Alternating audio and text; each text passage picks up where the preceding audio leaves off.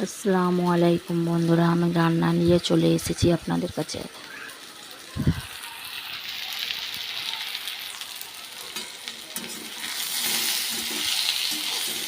এটা হচ্ছে আলু পটল ভাজা।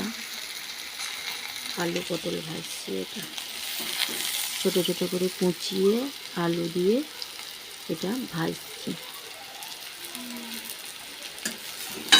দানা ফেলে দিয়ে আলু পটল দিয়ে ভাজলে খুবই সুন্দর লাগে বন্ধুরা খেতে। লাল লাল করে ভেজে নেব।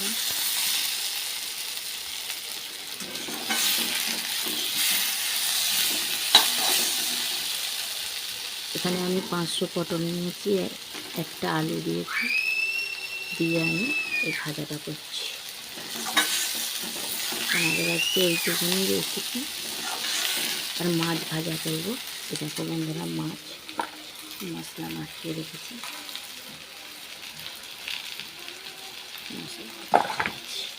গ্যাসে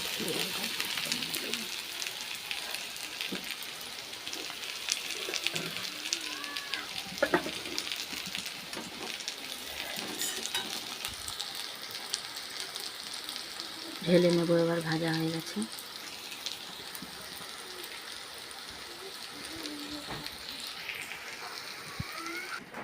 পটল ভাজাটা হয়ে গেছে, নামিয়ে নিয়েছি। কড়াইয়ের মধ্যে তেল দিয়ে দেবো আবার মাছ ভাজার জন্য।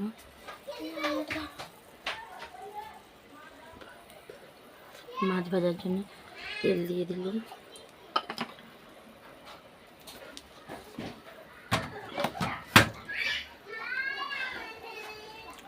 তেলটা গরম হতে দেবো বন্ধুরা।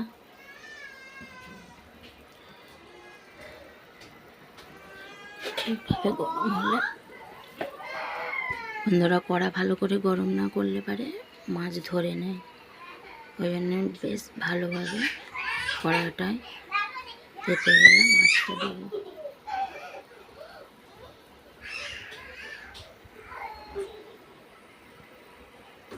ছাটাটা দাও।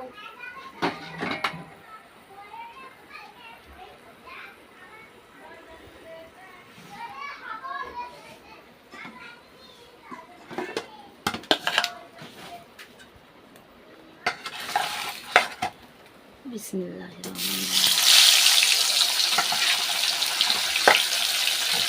বন্ধুরা, আমার মেয়ে মাছ রান্না খেতে পছন্দ করে না, ভাজা খেতে পছন্দ করে।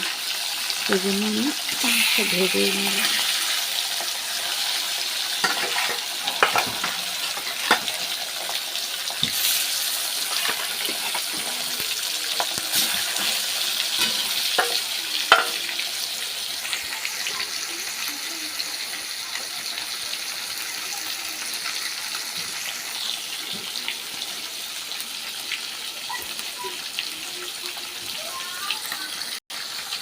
দেখুন বন্ধুরা, এক পিঠ ভাজা হয়ে গেছে। লাল লাল করে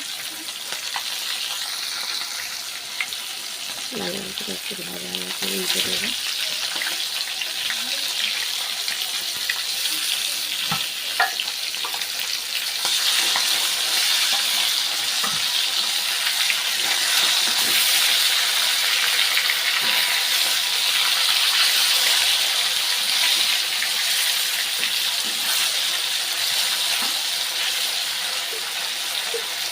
লাল লাল করে ভালো করে ভেজে নেব।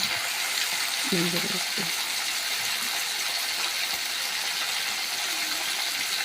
এটা আলু পটল ভাজা হয়ে গেছে। এখানে মাছ ভাজা হচ্ছে।